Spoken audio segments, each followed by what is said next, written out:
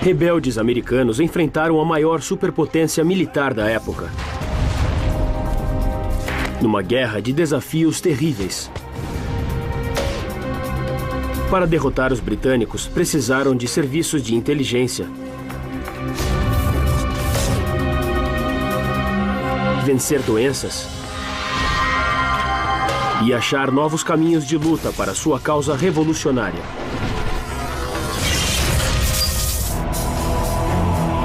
Revolução.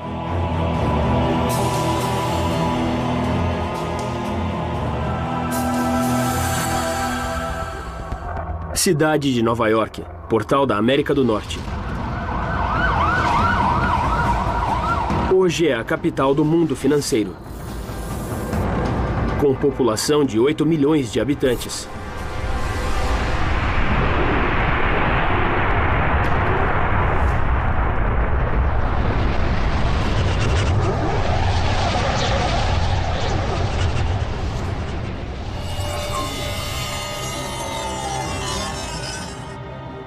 Em junho de 1776, eram apenas 20 mil.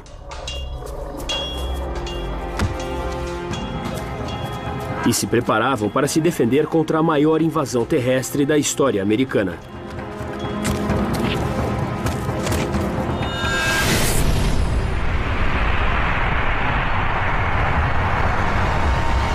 Cinco quilômetros a norte de Wall Street, onde hoje fica o cruzamento da Rua 23 com a Avenida Lexington. Rebeldes cavavam trincheiras para se defender no bairro de Kips Bay. O comandante em chefe do exército rebelde era o general George Washington. Ele já tinha expulsado os ingleses de Boston. Uma vitória surpresa contra forças superiores. Mas ninguém duvidava de que os ingleses voltariam.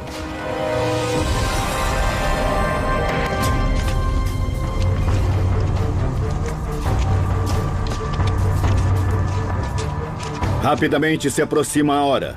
Da honra e do sucesso desse exército depende a segurança de nosso país que sangra.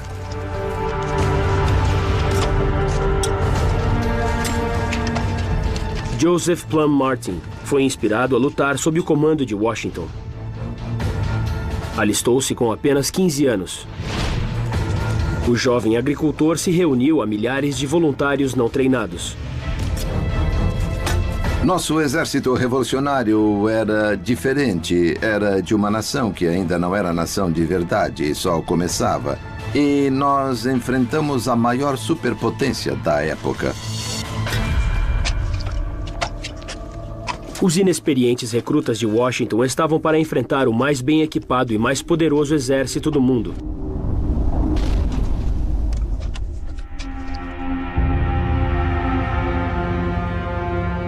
Em 29 de junho, 45 navios de guerra britânicos se agruparam ao largo da ilha de Manhattan.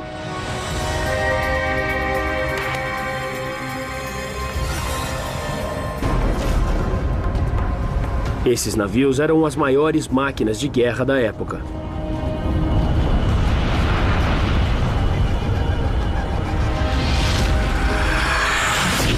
Construídos com mais de 2.000 árvores centenárias. Cada uma levava centenas de soldados e estava armado com até 64 canhões pesados. Agora! Capazes de arremessar uma bala de canhão em um alvo a 2 quilômetros de distância.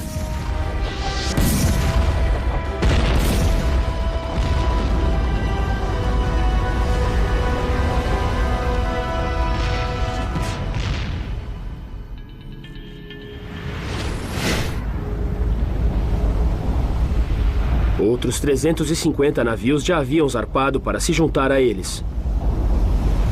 O plano britânico era aterrorizar os rebeldes até se submeterem. Mas isso os inspirou a resistir.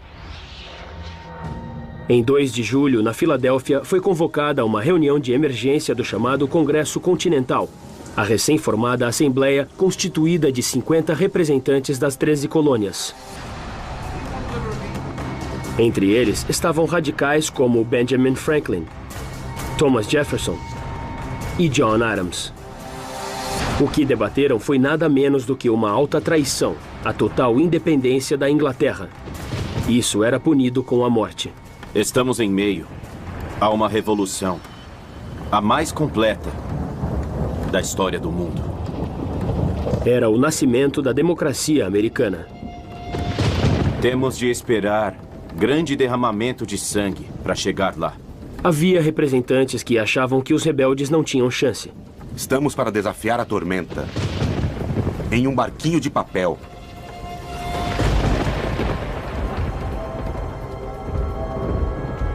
Mas os céticos foram superados na proporção de 5 para 1. E em 4 de julho de 1776, os representantes ratificaram um documento que mudaria o mundo: a Declaração da Independência Americana.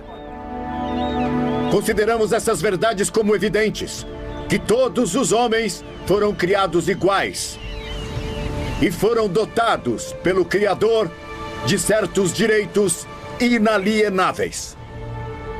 Pense bem, estavam dizendo que nossos direitos não vêm de um rei ou de um governo.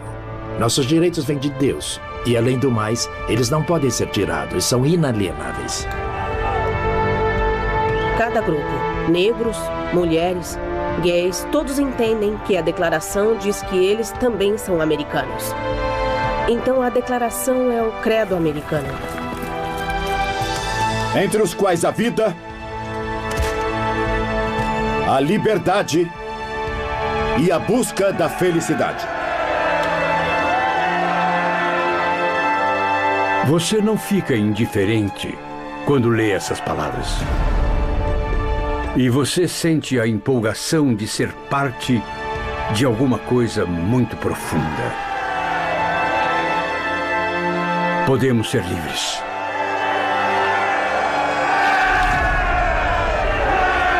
Agora, soldados como Plum Martin lutavam pela independência. Em 21 de julho, 2 vasos de guerra britânicos abriram fogo sobre Nova York.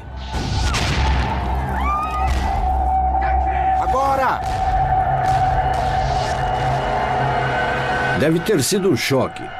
Nova York até então era uma cidade pacata de negócios. Então havia apoio significativo aos rebeldes. Mas também havia muita gente ainda leal ao rei. Um mês depois, Joseph Reed, secretário de George Washington, viu a frota inglesa se reunir ao largo de Nova York.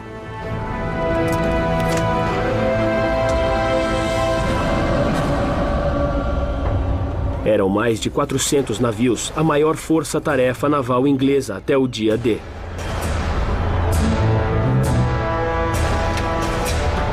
32.000 soldados britânicos estavam para invadir a ilha de Manhattan. Era o dobro do número de rebeldes.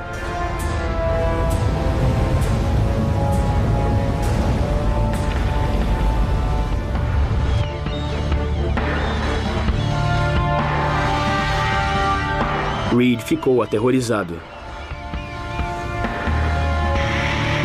Quando olho e vejo a prodigiosa frota que reuniram, não posso deixar de me espantar com o fato de pessoas navegarem quase 5.000 quilômetros com tantos riscos e custos, só para roubar, pilhar e destruir outras pessoas, porque não querem pôr suas vidas e riquezas a seus pés. A cidade de Nova York não experimentará ataque semelhante até 11 de setembro de 2001.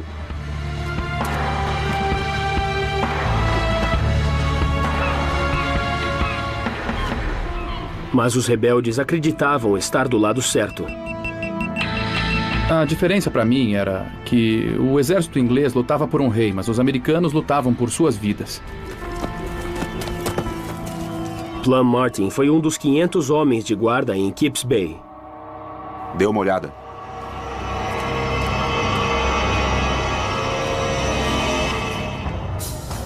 O que os olhos viram foram 4 navios ancorados.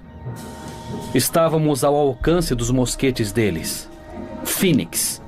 Eu lia claramente o nome do navio, apesar de estar abaixo da popa. Rolar canhões! Vamos com isso, vamos! Vamos!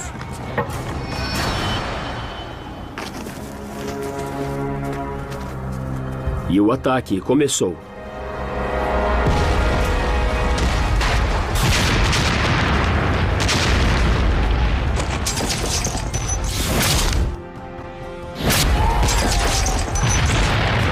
Em setembro de 1776, Nova York estava sob ataque. Leve isto! Já!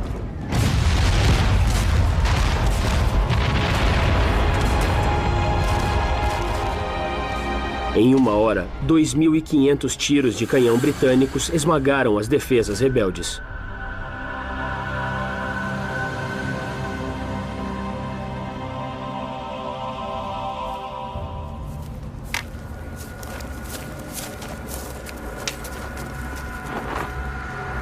Quatro 4.000 soldados britânicos atacaram Manhattan. Um casaco vermelho britânico tinha, em média, 6 vezes mais experiência de combate do que um rebelde.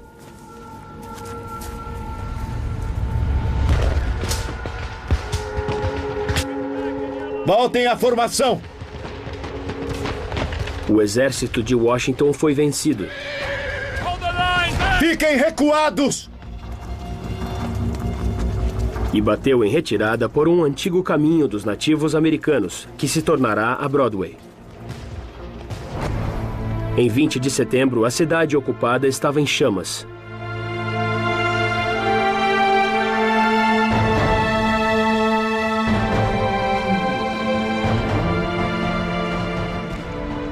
Ninguém sabe quem começou o fogo, mas em 2 dias, 1/4 da cidade estava destruído.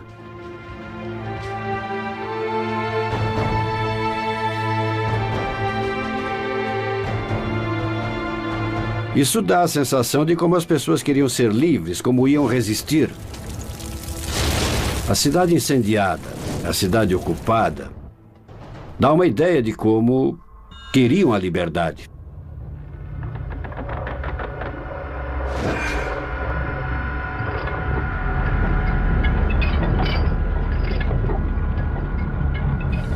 Milhares de rebeldes prisioneiros de guerra foram atirados em navios-prisão no porto de Nova York.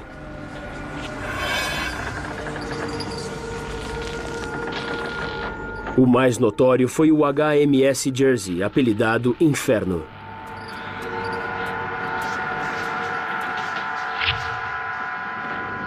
Um prisioneiro foragido, Robert Sheffield, registrou sua experiência. O ar era tão fétido que, às vezes, a lâmpada não continuava acesa, porque os corpos não eram retirados antes de estarem mortos há 10 dias. 9 entre 10 prisioneiros morreram. Há um memorial no Brooklyn aos que morreram nos navios-prisão ingleses no porto de Nova York. Milhares de americanos. 12.000 prisioneiros morreram nos navios, 3 vezes o número dos mortos em batalha.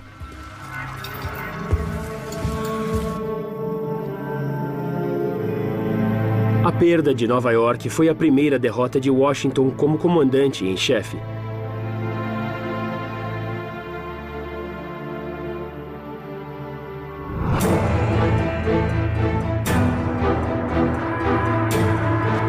Enfrentando enorme desigualdade, ele levou a batalha para o interior.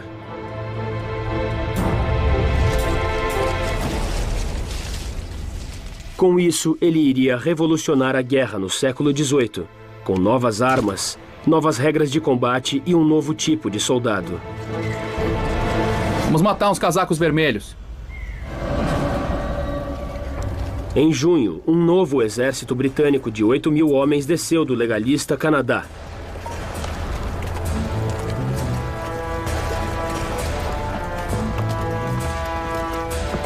Liderado pelo general John Burgoyne, um dos melhores oficiais de cavalaria e militares britânicos.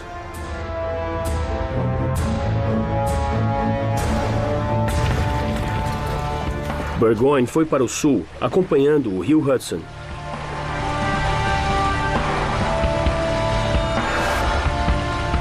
Seu exército era uma cidade móvel. Os soldados eram acompanhados por 2.000 mulheres, entre ajudantes e esposas.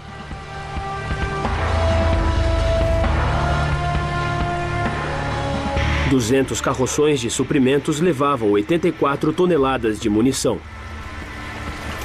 assim como prataria e porcelana para as refeições dos oficiais.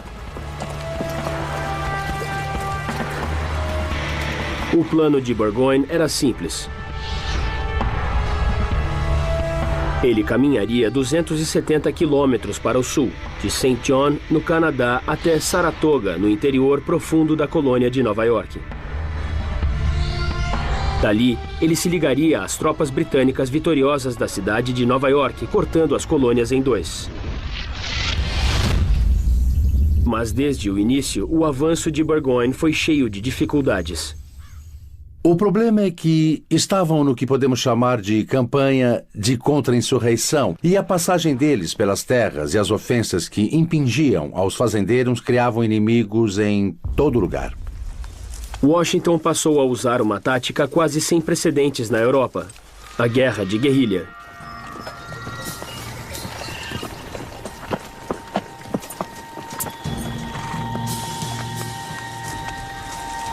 E também homens com habilidades aprendidas nas fronteiras.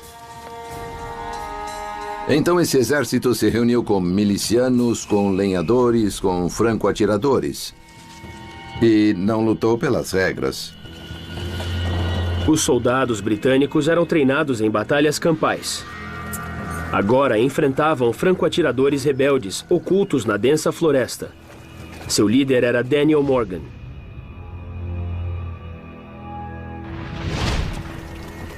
Designado por Washington como coronel de uma tropa de elite de 500 fuzileiros. Ele foi um homem que se fez sozinho, apesar de não ter estudado em uma grande escola. Ele era um homem esperto, era durão e estava pronto. E queria muito subir quando viesse a hora. Era o homem perfeito para usar na hora certa. O caminho de Burgoyne o levou a densas florestas.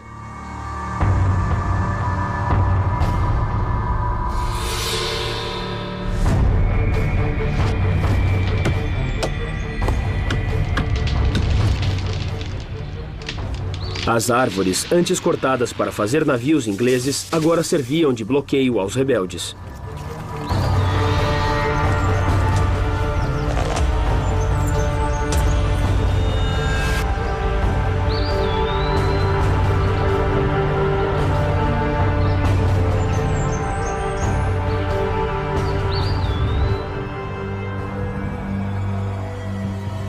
Os britânicos se tornaram alvos fáceis e seu avanço foi reduzido a 1,5 km por dia. A marcha para o sul foi um tormento de 6 semanas. Mas os franco-atiradores tinham mais do que o terreno a seu favor. Os homens de Morgan estavam armados de rifles longos, leves e com um cano de pelo menos 1 metro de comprimento, disparavam balas de calibre 50 ou 12,7 milímetros. Baseados numa arma de caça alemã, os fuzis tinham uma inovação exclusiva. Estrias dentro do cano faziam girar a bala, o que a estabilizava e lhe conferia uma precisão mortal. Armado com esse fuzil, o atirador podia atingir um alvo a 250 metros de distância, o dobro do alcance do mosquete inglês.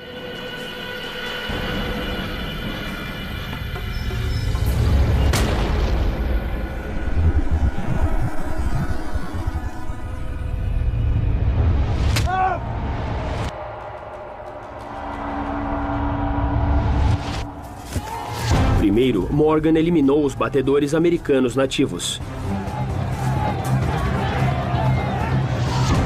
400 nativos se aliaram aos britânicos para preservar a terra de seus ancestrais. Mas agora Morgan e seus homens usavam táticas dos nativos americanos contra eles. Atacavam usando velocidade, discrição e surpresa. Após 3 meses, todos os batedores estavam mortos ou desertaram.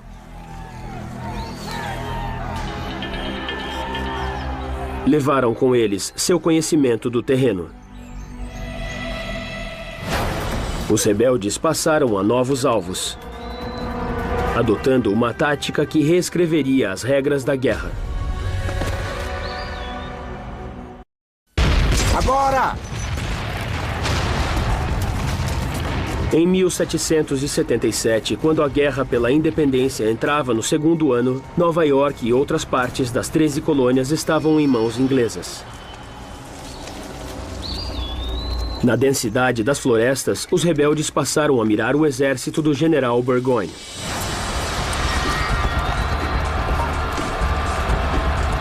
Seus homens estavam sob o fogo de franco-atiradores rebeldes, que usavam uma nova e controvertida tática.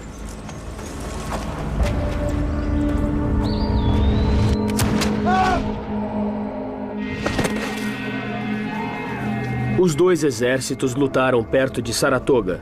Ali, os rebeldes quebraram as regras da guerra no século XVIII e começaram a atirar em oficiais britânicos. O plano era deixar os soldados sem liderança. Os oficiais eram mais educados, conheciam as linhas de comunicação e conheciam exatamente as ordens. Eram a fonte para chegar a um bom resultado na batalha. No 53º Regimento Britânico, 10 dos 11 oficiais foram mortos ou feridos.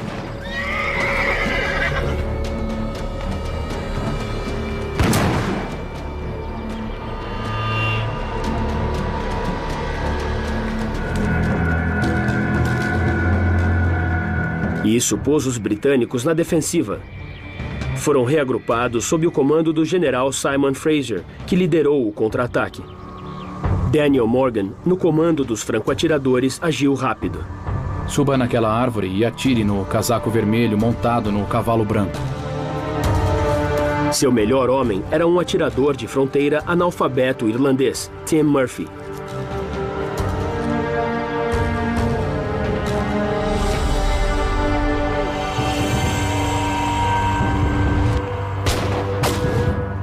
Ele errou o primeiro tiro. Para a esquerda! O segundo passa de raspão no cavalo. Tá muito alto. Recarrega, vai! Vamos acertar!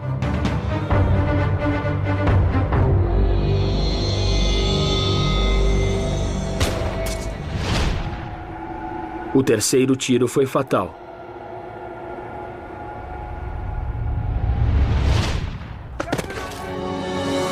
Pode-se dizer que quem quer que tenha atirado a bala que matou Simon Fraser fez tanto quanto qualquer pai da pátria para constituir a independência americana. Sem liderança, os britânicos perderam 1000 homens. O dobro das perdas rebeldes.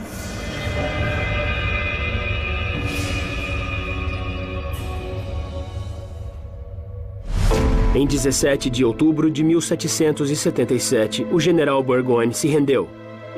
Foi um momento decisivo. A vitória persuadiu a maior rival dos ingleses, a França, a entrar na guerra do lado americano. E a marinha francesa vai forçar os ingleses a lutar em 2 frentes, terra e mar.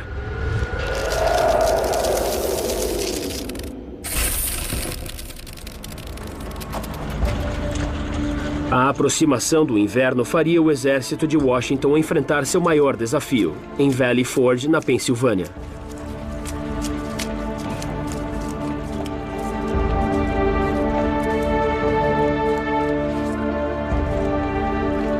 No frio gélido, os homens construíram 900 barracas em apenas 40 dias, mas estavam extremamente mal equipados. Era um exército de 14.000 homens, sem abrigos. O Congresso Continental não mandou recursos para o exército. E com força de vontade, coragem, liderança, com envolvimento, ele tinha de unir o exército no inverno terrível. Joseph Plum Martin, veterano da Batalha de Nova York, estava em Valley Forge. Era um lugar desolado. Estamos em condições miseráveis. sem roupas, sem provisões e muito desanimados. A perspectiva é muito sombria.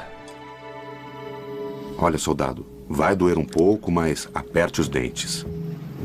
O cirurgião Albigence Waldo viu o exército de Washington entrar em crise.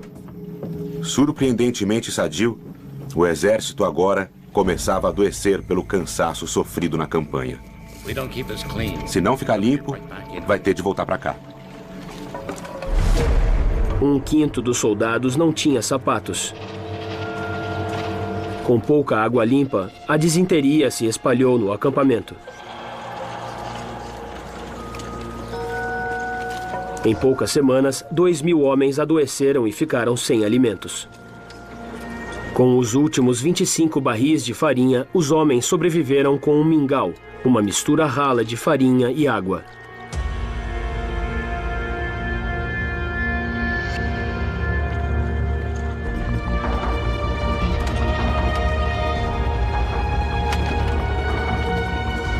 Quase 60% dos recrutas eram de condenados, escravos livres e imigrantes. Manter esse incontrolável exército unido acabou sendo o maior teste da liderança de Washington. O que ele tinha era a certeza de que, se queria liberdade, isso ia custar.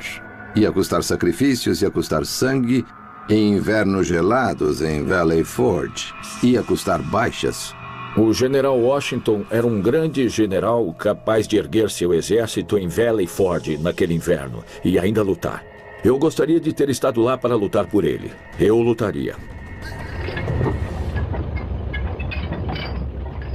Mas o exército de Washington enfrentou um inimigo ainda pior do que o frio ou os ingleses: a varíola. A Revolução Americana coincidiu com a pior epidemia de varíola da história dos Estados Unidos. Muito contagioso, o vírus se espalhou pelos navios-prisão. Isolados da doença por gerações, os colonos americanos tinham pouca resistência ao vírus e não havia cura. As vítimas explodiam em pústulas e chagas. O vírus se espalha no sangue e invade e mata células sadias, produzindo mais vírus nesse processo. 4 em cada 10 vítimas morrem.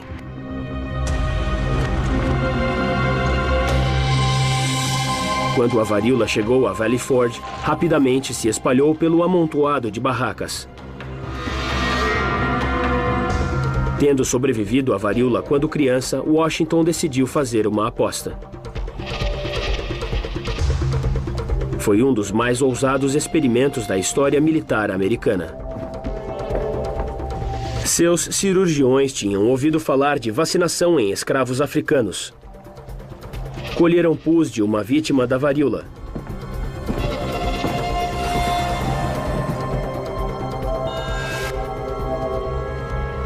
E o espalharam em cortes feitos na pele de um paciente sadio. A inoculação espalhou a infecção, mas em velocidade muito menor. Uma semana após a exposição, os glóbulos brancos da vítima tinham criado anticorpos que mataram os vírus antes da doença se espalhar. Mas era uma perigosa corrida contra o tempo. Para sobreviver, o sistema imunitário do paciente tinha de trabalhar mais rápido do que o vírus, ou ele sairia do controle.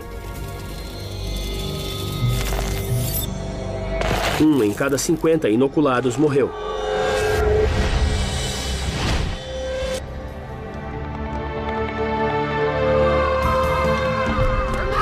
Para a maioria, a aposta de Washington compensou. Novos casos de varíola caíram de vários milhares para poucas dezenas. Vamos lá! Mas para vencer a guerra contra os britânicos, as inexperientes tropas de Washington deveriam se tornar verdadeiras máquinas de guerra. Essa tarefa exigiria um herói improvável. Em 1778, após ter sobrevivido ao surto de varíola em Valley Forge, o exército rebelde americano recebeu um novo recruta. Washington esperava que ele mudasse o curso da guerra. O Barão von Steuben era um ex-oficial do exército prussiano, um soldado de elite cuja carreira foi arruinada por sua homossexualidade.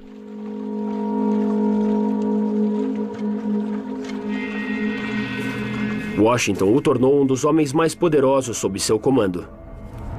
Washington era genial para isso. Parecia que as pessoas não iam conseguir grandes feitos, mas sob suas ordens, qualquer um ficava pronto para qualquer desafio. Ele era mesmo um grande líder. Pra cima. A missão de von Steuben era reinventar o desmoralizado exército rebelde para que enfrentasse os ingleses em campo aberto. Nossas armas estão em condições terríveis, cobertas de pó. Nossos homens estão literalmente nus, alguns no verdadeiro sentido da palavra. Von Steuben começou por treinar disciplina com os recrutas de Washington, que ele achava diferentes de todos os que tinha treinado antes. O gênio dessa nação não pode ser comparado com o prussiano, ou austríaco ou francês. Assim, você diz a seu soldado, faça isso, ele faz. Mas aqui, sou obrigado a dizer, essa é a razão pela qual você deve fazer isso, e aí ele faz. Von Steuben trouxe ordem, disciplina e higiene a Valley Forge. Mudou as latrinas para longe dos locais de habitação, reconstruiu as cozinhas do lado oposto do acampamento e organizou as barracas por regimento e companhia. Também escreveu um manual de treinamento, partes do qual são usadas por militares americanos até hoje. Mas depressa! Vamos! Von Steuben formou um corpo de elite de 100 homens com quem treinou táticas europeias de batalha. Levanta! Vamos! Cada um treinaria outros 100. Pra cima! Ele também deu instruções sobre uma arma nova e mortal. A baioneta iria revolucionar o modo dos rebeldes lutarem.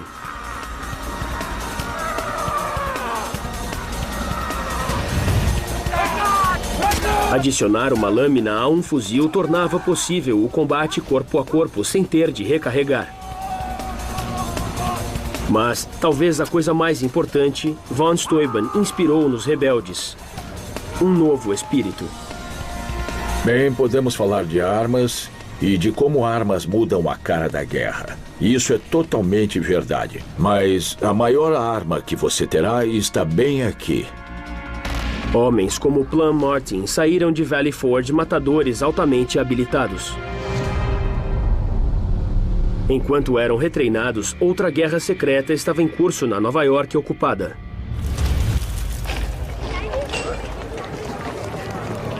Aqui, uma rede de espiões se ocupava de passar informações aos rebeldes.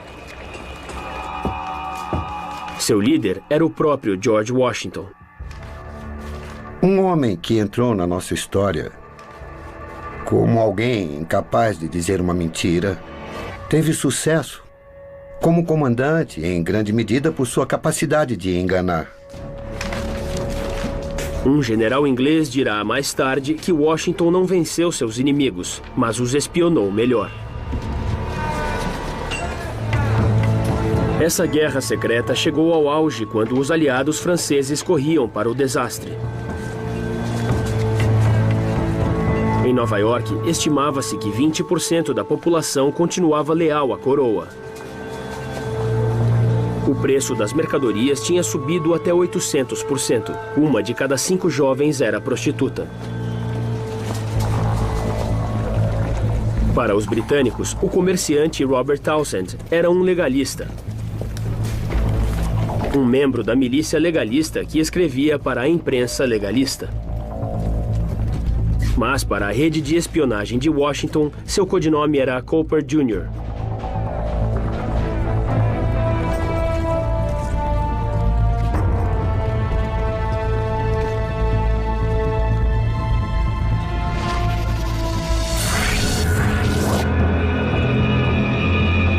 Em julho de 1781, Nova York fervilhava de boatos. Avistaram uma frota francesa ao largo de Rhode Island. Diziam que o plano dos britânicos era mandar navios de guerra de Nova York para um ataque surpresa.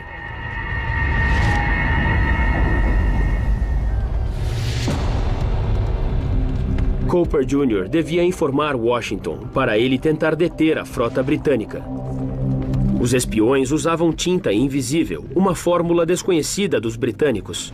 Feita com ácido gálico, seu conteúdo só aparecia quando o papel era pincelado com sulfato de ferro.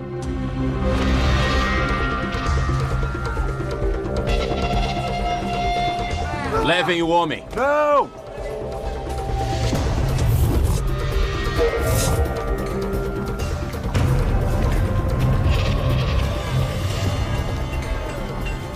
O elo seguinte da corrente era Austin Rowe, um dono de taverna de Long Island.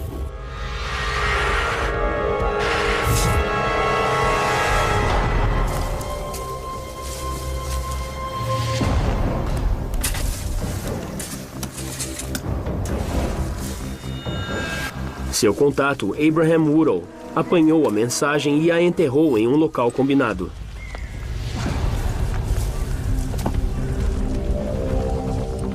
Outra agente, Anne Smithstrong, depois usou sua roupa lavada como código secreto,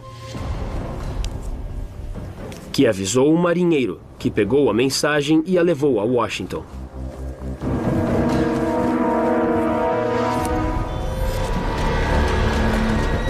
Washington respondeu mandando tropas a Nova York para ameaçar a cidade, forçando a frota inglesa a ficar ali, no porto de Nova York.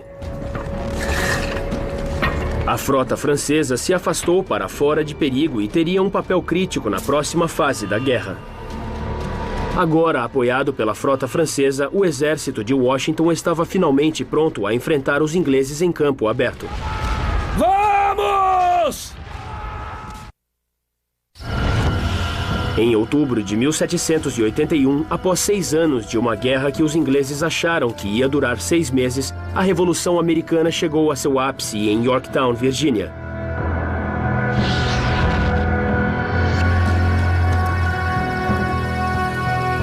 Em trincheiras, à volta da cidade fortificada, Plum Martin, agora sargento, esperava, com mais 8.000 soldados rebeldes, o sinal para atacar. O exército de Washington se reinventou. Com franco-atiradores. Para a esquerda! Com treinamento, disciplina e novas armas.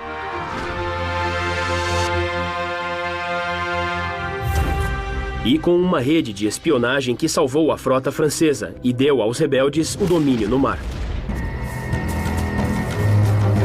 O que restava do exército inglês estava sitiado em Yorktown. Acuados na cidade, os casacos vermelhos esperavam por reforços. Mas na Inglaterra, essa guerra era muito impopular, além de ser extremamente cara. Esse era um caso de aguentar as ações dos ingleses por um tempo que fosse suficiente para ficarem esgotados com a luta e verem que a luta não teria fim. Era a chance de Washington de acabar a guerra com um golpe decisivo. Ele se comprometeu com a ideia de ser mesmo autossuficiente. A América era um sonho e o único modo de realizá-lo era comparecer e dar o melhor de si nesse momento e não parar até dar a esse sonho uma real existência. Plum Martin estará entre os primeiros da linha de frente. Vá com Deus.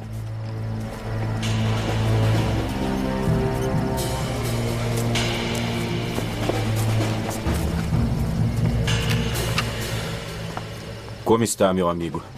Bem, e você?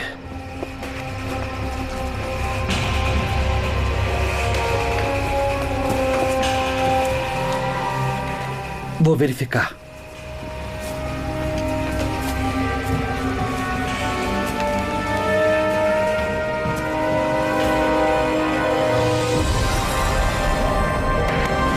Atrás das defesas de Yorktown, 9.000 experientes soldados ingleses estavam esperando.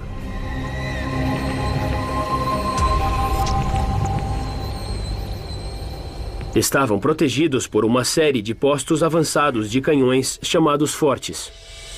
Em 14 de outubro, só restavam 2 fortes. Se fossem apanhados e se os canhões fossem voltados contra Yorktown, os ingleses teriam de se render. Como estão as coisas?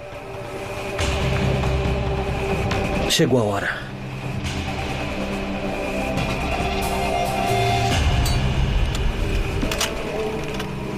As baterias das nossas linhas estão silenciosas e esperamos ansiosamente pelo sinal.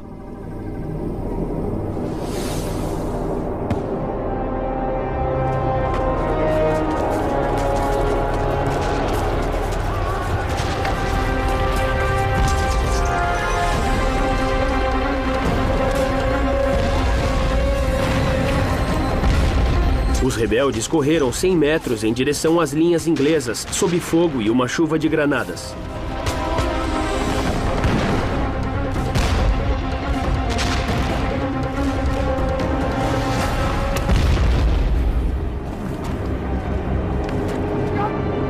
Vamos!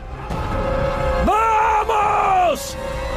Uma força de 400 homens avançou e invadiu o forte britânico. Lutando corpo a corpo e com baionetas, os casacos vermelhos recuaram.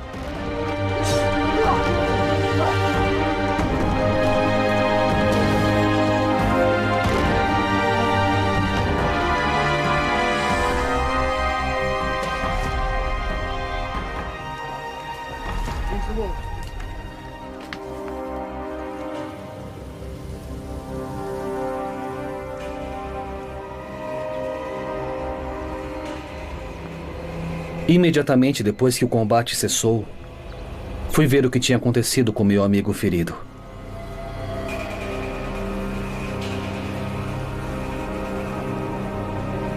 Ele estava morto.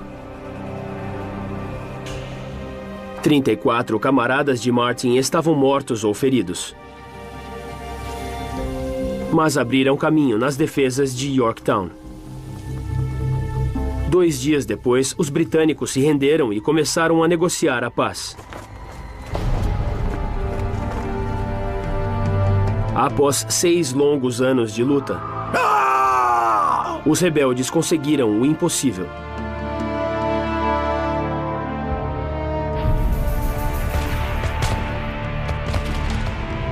Os Estados Unidos foram o único país a ganhar sua independência dos britânicos com uma guerra. Em 30 de abril de 1789, Washington foi empossado como o primeiro presidente dos Estados Unidos da América, sob a nova Constituição. A liberdade cobrou seu preço. Mais de 25 mil homens perderam a vida na batalha pela independência. Mas uma nova nação nasceu. Consideramos estas verdades como evidentes, que todos os homens foram criados iguais e foram dotados pelo Criador de certos direitos inalienáveis, entre os quais a vida, a liberdade e a busca da felicidade.